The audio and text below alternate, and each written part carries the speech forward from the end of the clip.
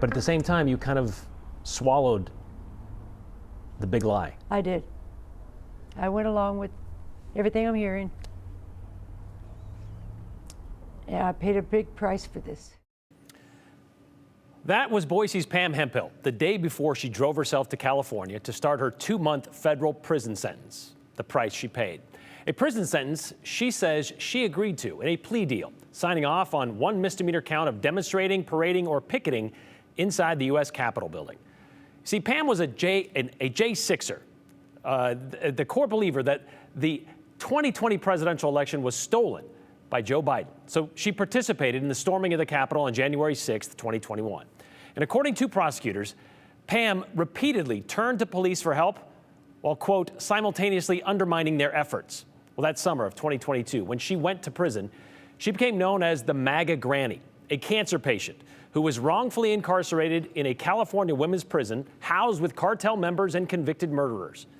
But that's not the story Pam wants attached to her. She denied her victimhood when we spoke with her nearly 2 years ago. She has denied it countless times on national and international interviews since, and she denies it today. So much so, while she was included in the 1,500-plus January 6th pardons issued by President Trump Monday, Pam doesn't want to be. This morning, we asked her why and about her experience as a reformed J6er, beginning with what it was like in the federal women's prison in Dublin, California. Nightmare. A nightmare. I'm claustrophobic. Thank God the doors are not locked, but you can't go out. You just learn to do it 5 minutes at a time, 10 minutes at a time. You focus on watching TV all day. That's all I did. But even before you went, and even after, you've been kind of adamant, like, this is what you deserved. Yeah, absolutely. Why? I broke the law. It's just that simple. I had a choice. I'm not a victim. I'm not a victim. I could have left. No, I'm going to stay there and videotape. Morning, you guys. Except, according to federal prosecutors, Pam did more than just videotape. Walking down towards the Capitol. With her phone recording for most of the morning and into the afternoon, Pam followed the crowd from the rally at the park to the Capitol. We are being cheated, defrauded, undermined, dismissed, and neglected. Where she believed they were going to be allowed through the barriers. I gotta get out. They weren't, but she was. Recovering from surgery, Pam says she struggled to keep up with the surge. And an officer pulls me over him. So I thought, okay, he's letting me in first, so I go around. Oh my God, this is the worst part. Saying, come on in. What are you doing? It's our house. Just come on in. What are you doing? Just get in here. It's your house. Back outside the barrier, it wouldn't take long for the crowd to follow her suggestion. Pam says she was swept along toward the Capitol steps, but they wouldn't stop there. And when I got to the steps, they knocked me down and stepped on my head, pulled out my shoulder, and broke my glasses. I was not breathing. Are you hurt? Are you hurt? If it wasn't for the Capitol police officers, I wouldn't be here. You gotta go. I gotta, come on. Because I couldn't breathe. They pulled me up and put me behind them. The turning point for Pam came weeks and months later, as she learned how much of the Stop the Steal movement was based on lies. They're lying about everything, and I showed me a chart about the doors they claimed were being opened by the officers, and they were not. Everything. Starting with Trump saying the election was stolen. That's where it all started. It wasn't stolen. So you went to prison for 2 months. Yep. How many days? 60 days. 60 days. And now you've been told by your attorney that you have a pardon. Yep. Yeah, and I'm not going to take it. I got to do some research today to find out who I contact to refuse it. Why do you want to? Think about it. The message is, if I took a pardon, that what I did that day was okay. They were criminals. They broke the law. I broke the law. Pay the price. You have been speaking out a lot. Yeah, for the last year and a half. Why is that? It's my amends for ever being there that day.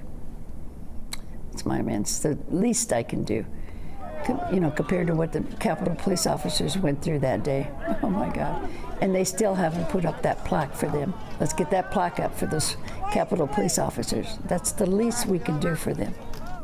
the least. That's my hope, one day to meet him and hug him and say, I'm so sorry I was ever there that day.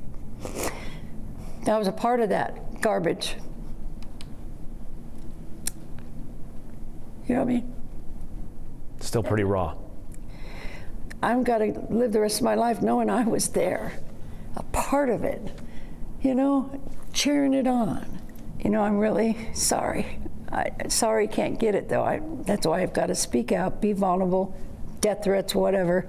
You know, I have to feel that I've done the best I can to let others know that what happened that day was wrong. It was an insurrection. They are criminals. Do you think one voice can make a difference? I think so. Rosa Parks, she just did the right thing. That's all she did. That's all she did. It's the right thing to do, to let people know that I was wrong that day and we all were wrong that day. But to be clear, Pam is not likening herself to Rosa Parks. But Pam is currently cancer-free, by the way, and has 8 months left on her probation, and she says she'll gladly serve it. She adds she worries these pardons will open the door to new parameters of what it means to have a peaceful protest. Pam says since she got out of prison in September of 2022, she has been very vocal about distancing herself and criticizing other J6ers for not doing the same. And that has garnered her a great deal of harassment and even death threats, she says. She's lost a lot of friends and family members and even MAGA faithful over this, but she's not too worried about those things. And it's not going to stop her from speaking out. If she is able to help one person, she says, still stuck in the cycle of considering themselves a victim when it comes to January 6th, it'll be worth it, Pam told us. Speaking of other J6ers, there were at least 6 other Idahoans charged for taking part in the Capitol riot. So let's go alphabetically, kind of tell you what they're doing. Beginning with Josiah Colt of Meridian. He was the guy that was seen hanging from the Senate balcony railing that day, then sat in the vice president's chair. Remember him? Well, Colt pleaded guilty and was sentenced to 15 months in prison back in May of 2023.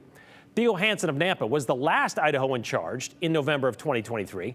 Hansen faced felony obstruction of an official proceeding and civil disorder. At least he did until yesterday. Michael Pope of Sandpoint was charged with multiple crimes, including 2 felonies.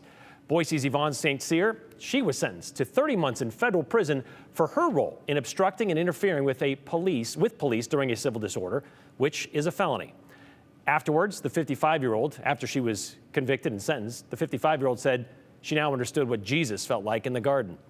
Tyler, too, of Idaho Falls pleaded guilty and was given 2 years probation and a $2,000 fine.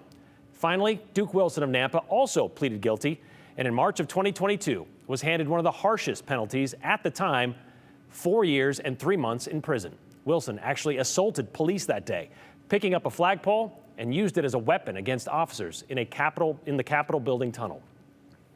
You know, there was a law passed in 2022 to put up a plaque to honor the 140 police officers injured during the attack on the Capitol. You heard Pam mention it. It was supposed to be installed on the west front of the Capitol complex, and it was supposed to be done by March of 2023. However, it's been up to House Republicans to make it happen, and they haven't, despite a letter sent by 60 House Democrats to House Speaker Mike Johnson, who hasn't made any move to put the plaque in its proper place.